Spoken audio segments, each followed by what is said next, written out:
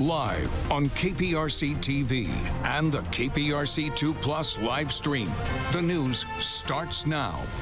Right now at noon, for the first time in history, U.S. scientists have successfully produced a nuclear fusion reaction resulting in a net energy gain. What this breakthrough in nuclear fusion research means moving forward.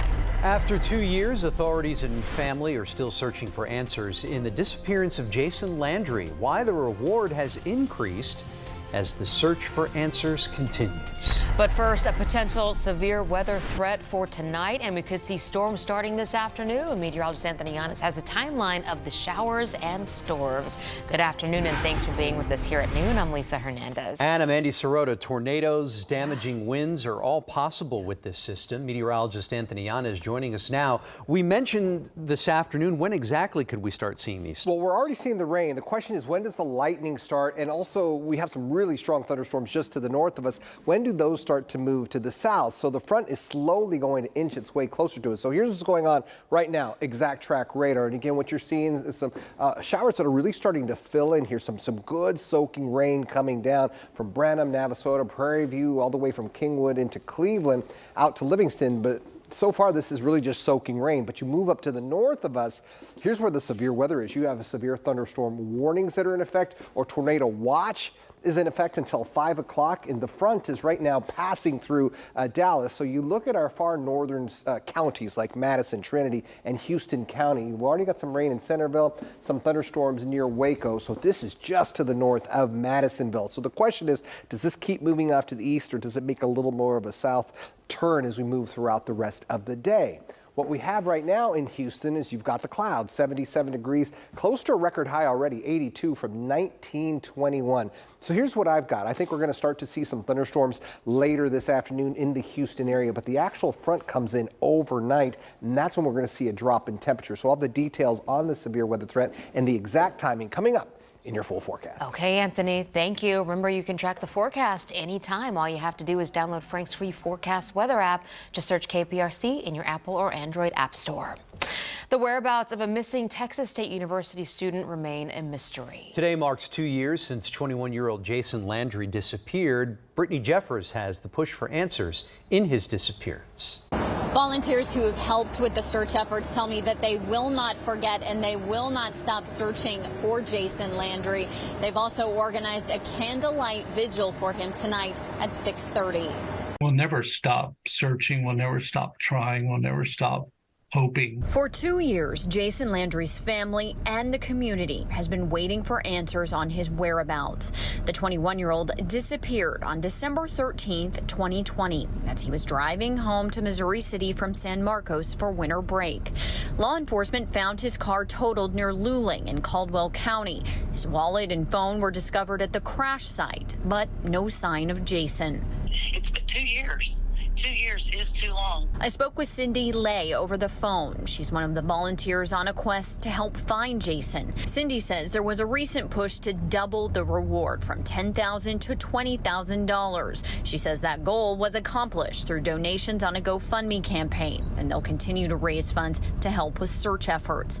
Tonight, Lay and other volunteers organized a candlelight vigil at Blanche Park in Luling. We cannot let Jason's name and face be forgotten. We cannot let it go by the wayside. That's not going to happen. We need to keep boots on the ground out there so that Jason can be found. If you'd like to attend that vigil in Luling tonight, organizers say it begins at 6:30, and they are asking anyone in attendance to wear blue. They say that's Jason's favorite color. I'm Brittany Jeffers, KPRC 2 News. The U.S. Department of Energy announces a major breakthrough in energy research. Scientists have successfully replicated nuclear fusion. It's similar to energy from the sun that could possibly power our homes and more. One researcher tells KPRC 2's Rowan Belogan teams in Houston are working on ways to safely use that energy.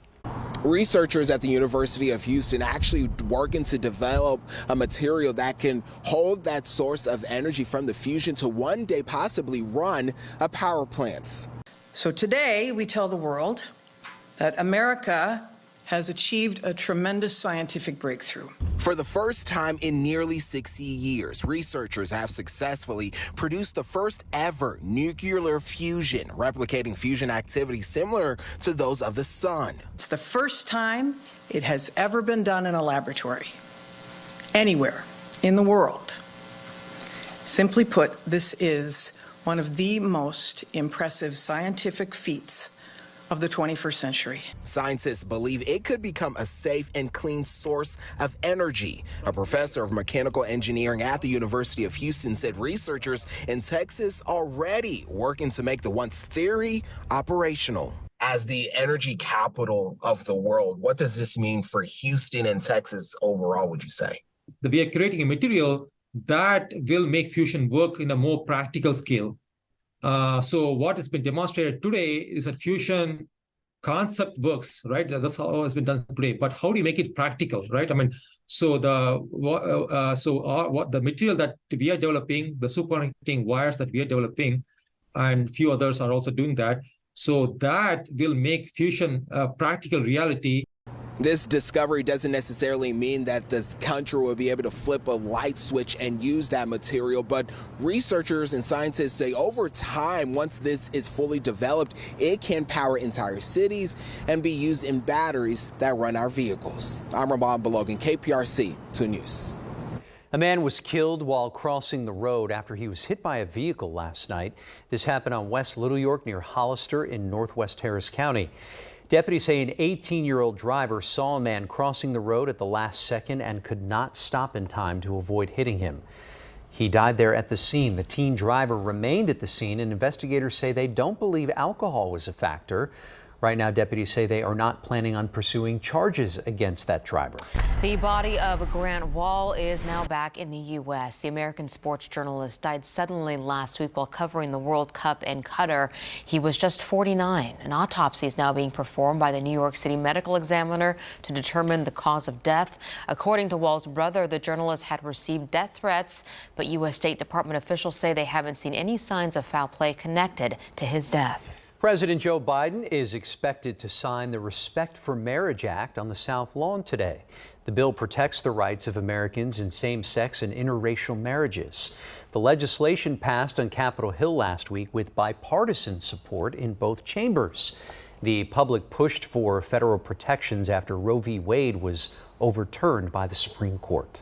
With the passage of the Respect for Marriage Act, we can put to rest the worries of millions of loving couples who are concerned that someday an activist Supreme Court may take their rights and freedoms away.